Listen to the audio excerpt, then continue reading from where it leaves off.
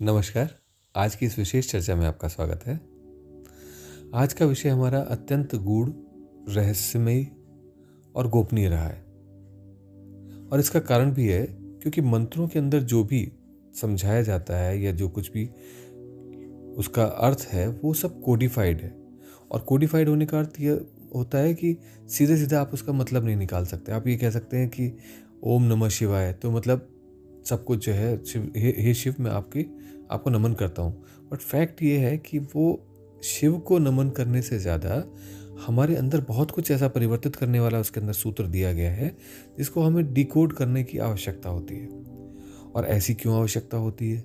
इसलिए आवश्यकता रहती है ऐसी हमारे को, ताकि हम अपने जीवन के समस्त तत्वों को बैलेंस कर सकें और उनके माध्यम से जो भी हमारे जीवन में संपन्न हो रहा है या होता है उसको हम पूरी तरह से उपलब्ध हो सकें। अब जैसे आप देखिए, हमने पिछली वीडियोस में चर्चा करी है चक्रों के विषय में, और जहाँ चक्रों के विषय में चर्चा की है वहाँ ये बात करी है कि गले से आवाज़, छाती से वायु, श्वास का आना जाना, हवा बढ़ती है लंग्स में, उसके नीचे नाभि पर अग्नि जहाँ पर खाने का डाइजेशन होता है, उसके नीचे वरुण जहाँ से जल आप शरीर से निकालते हैं, यूरिन करते हैं, पास करते हैं और मूत्र विसर्जन करते हैं, और उसके बाद में एनस।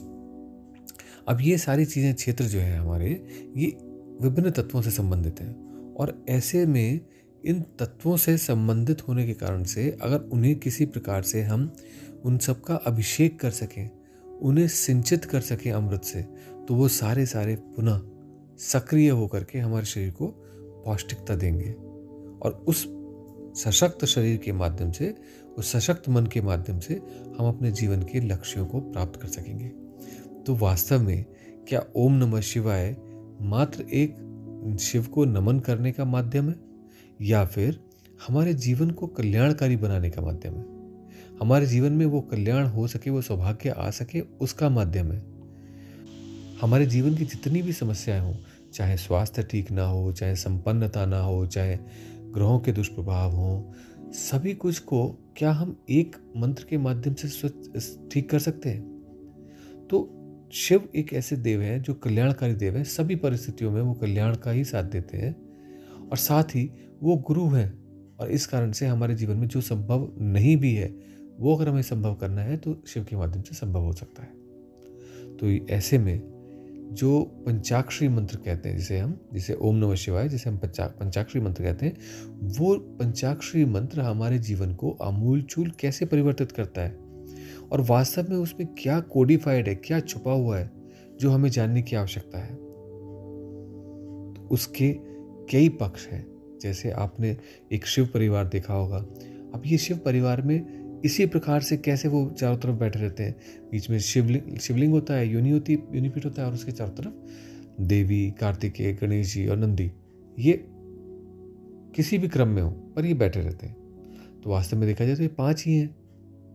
और इसके अलावा उस शिवलिंग के अंदर जब हम अभिषेक ऊपर से करते हैं, जल चढ़ाते हैं, तो वो जल बहता हुआ नीचे तक जाता है। अब ये क्या है? तो अगर आप देखेंगे तो इसके अंदर सब कुछ रहस्यमय है। हमारे ऋषियों मुनियों ने बहुत सरल भाषा में और बहुत सरल पिक्टोरियल फॉर्म में वो हमारे को बना करके दिया, ताकि समय के इस अंतराल में जब सारे ग्रंथ लुप्त हो गए, जला दिए गए, नष्ट कर दिए गए, उस काल के अंदर भी ये पिक्टोरियल रिप्रेजेंटेशन ज्यों का त्यों रहा। आज भी हम जाते हैं तो मंदिर में उसी प्रकार का शिवलिंग हमें मिलता है। उसके ऊपर हम जल चढ़ाते हैं और पूजन करते हैं, अभिषेक करते हैं और पूजन करते हैं। और इसीलिए कालांतर में जब इतनी समस्याएं धर्म पर आई, तब भी वो सब कुछ वैसा का वैसा बना रहा। तो अब हम समझने का प्रयास करेंगे कि इस मंत्र के अंदर कोडिफाइड क्या है। वो मंत्र का जो कूटस्थ भाग है वो क्या है, क्या ऐसा है जो हम जानना चाहिए, जिसके माध्यम से हम अपने जीवन को सफल संपन्न कर सकें, सिद्ध कर सकें, सौभाग्यशाली बना सकें। तो अगर आप देखेंगे तो हमारे जीवन में जो कुछ भी घटित हो रहा है, जो कुछ भी है इस संसार में, पेड़ों में, पौधों में, पत्थर में, आसमान में, सितारों में, नवग्रहों में, इस धरती पर, हमारे घर में, चारों ओर अगर आप देखें तो ये सारी चीज़ें, सब कुछ को अगर आप डिवाइड करने की कोशिश करेंगे तो ये मूलभूत 5 चीज़ों में आपको ब्रेक होकर के समझ में आ जाएंगी।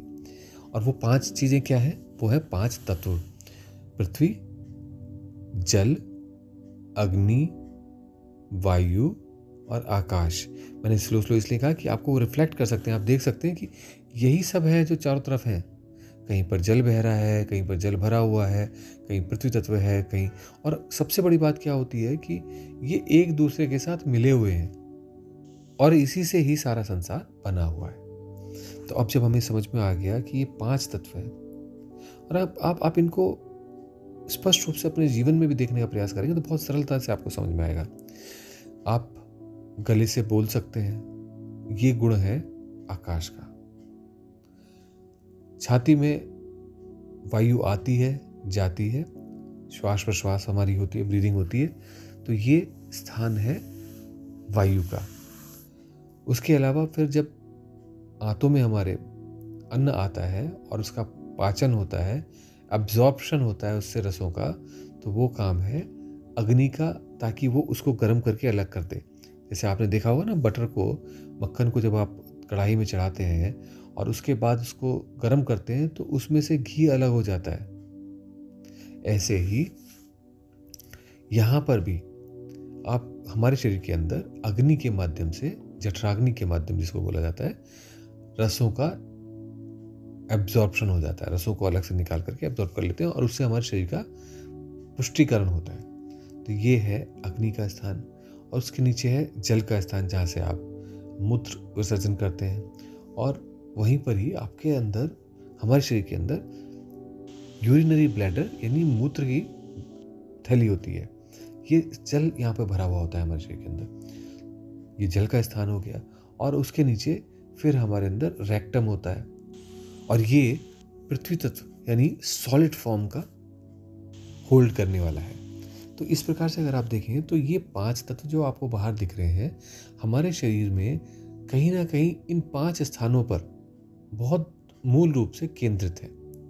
और इसीलिए अगर आप देखेंगे तो गले में आकाश तत्व कहा हमने बोलने के लिए, तो इसको वैदिक काल में नभ कहते थे। नभ, गगन, ये सब नाम है ना इसके। तो नभ में से अगर आप ना लेते हैं, फिर आप अगर छाती को देखें, जहाँ वायु का, श्वास का आवागमन होता है, तो वहाँ पर मरुत का स्थान है, वायु तत्व का स्थान है, तो मरुत का म। और फिर उसके बाद अग्नि में अगर आप देखें तो अग्नि को शिखा कहा गया है, शिखी कहा गया है, और उस शिखी का शी। फिर जल यानी कि वरुण, जल के देवता कहलाते हैं वरुण, तो वरुण का वा। और उसके बाद में ए। अब इनको अगर आप क्रम से बोलने का प्रयास करें तो आप देख पाएंगे कि नभ का न, मरुत का म, न म, शी वा ए, नमः शिवाय।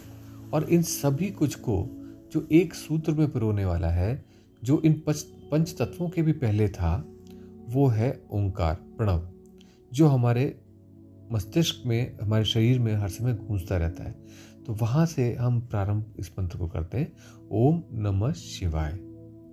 अब आप इसको देखिए, कितनी सुंदर ये रचना है हमारे ऋषि मुनियों की, कि उन्होंने इस मंत्र को उपलब्ध किया अपने लिए और हमारे लिए जीवन में भी इसको प्रदान किया। पर क्या यहीं पर ही इसका रहस्य समाप्त हो जाता है?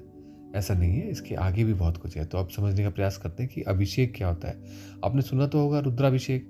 अब रुद्राभिषेक में से सिर्फ अभिषेक की हम यहाँ पर बात करेंगे, क्योंकि उसके लिए दूसरा मंत्र है और दूसरी साइकिल है रुद्र क्रिया की। तो अगर देखें रुद्राभिषेक में 2 प्रक्रिया हो गई, रुद्र और अभिषेक। तो जब हम अभिषेक करते हैं तो हम जल को ऊपर से चढ़ाते हैं, और वो जल चढ़ने पर क्या होता है, वो धीरे धीरे बह करके नीचे तक जाता है, और नीचे जाने के बाद में वो धरती में समाहित हो जाता है। अब ये क्रिया है। इस क्रिया को जब हम अपने अंदर देखें अगर, तो जो ऊर्जा, जो अमृतत्व, जो आनंद ओम के गुंजरण से उत्पन्न हो रहा है, वो हमारे अंदर शरीर में न, म, शी, वा, ए, इन सारे केंद्रों से होता हुआ धरती तत्व में समाहित हो जाता है।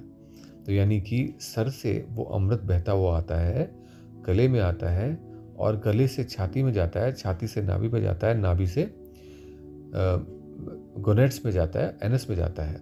इस प्रकार से वो पूरी साइकिल कंप्लीट होती है आगे की अभिषेक की क्रिया।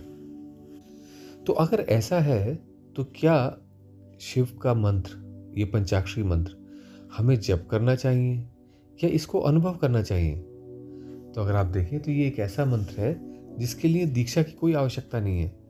ये प्रकृति प्रदत्त है। समय के साथ जब हम जन्म लिए थे तब से ये हमारे अंदर चल रहा है और ये चलता जा रहा है अपने आप। तो ऐसे में हमें मंत्र जप से ज़्यादा आवश्यकता है इसको अनुभव करने की, और इसको हम अनुभव कर सकते हैं अपने जीवन में अगर हम बाहर और अंतः को एक जैसा कर लें। और इसीलिए सबसे सरल उपाय इस ओम नमः शिवाय को अपने अंदर अनुभव करने का है।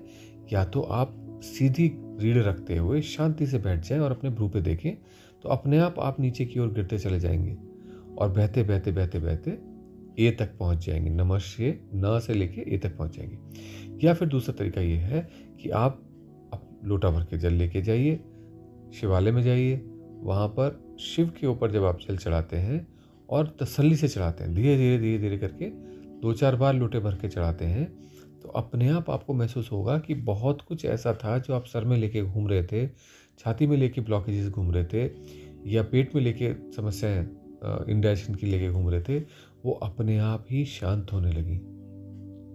लेकिन इसे करना पड़ेगा और ऐसा नहीं होगा कि आप एक लोटा डाला और चले आए। आपको उसे धीरे धीरे प्रवाह कर देखना पड़ेगा। वहाँ खड़े होकर उसे करेंगे, आपके अंदर भी वो प्रवाह प्रारंभ हो जाता है और वो जो रुक रहा था जगह जगह हमारे कर्मों के, हमारे लाइफस्टाइल की वजह से, वो धीरे धीरे साफ होकर के पूरा पूरा फ्रंट चैनल हमारा साफ हो जाता है। तो इस प्रकार से ओम नमः शिवाय में पंचाक्षरी मंत्र में बहुत गहरा रहस्य है और ये जो आज हमने चर्चा करी ये तो एक इसका मात्र बिंदु रूप है। इसके आगे की जो यात्रा है, जो क्रिया है, अगर आप उसे समझेंगे तो आप देखेंगे कि इतना बड़ा ज्ञान ऋषियों मुनियों ने इस प्रकार से कोडिफाइड करके दिया कि ताकि वो आतताइयों से बचा रह सके और हम उसको उपयोग में अपने जीवन में ला सकें। ये सभी के लिए कल्याणकारी है। तो अतः इसको आप अवश्य करें, अनुभव करें इस चीज़ को कि जल चढ़ा रहे हैं तो क्या हो रहा है, या अगर आप शांत बैठे हैं और भूमध्य पर देख रहे हैं तो आप धीरे धीरे अपने आप नीचे की ओर क्यों गिर रहे हैं, आप हैरान हो जाएंगे। ये क्रिया स्वतः शरीर में हो रही है, आपको बस उससे जुड़ना है और कुछ नहीं करना है। आशा करता हूँ कि आप इस प्रयोग को करेंगे और अनुभव कर पाएंगे कि किस प्रकार से हमारे जीवन को एक नई दिशा देता है। शिव मास में हमने इस बार बहुत छोटे छोटे प्रयोगों के विषय में चर्चा की जो हमारे जीवन को आनंद से भर दें। आपने अवश्य ही ये किए भी होंगे। तो आज के लिए इतना ही। अगली बार एक और गहन विषय पर चर्चा करेंगे। नमस्कार।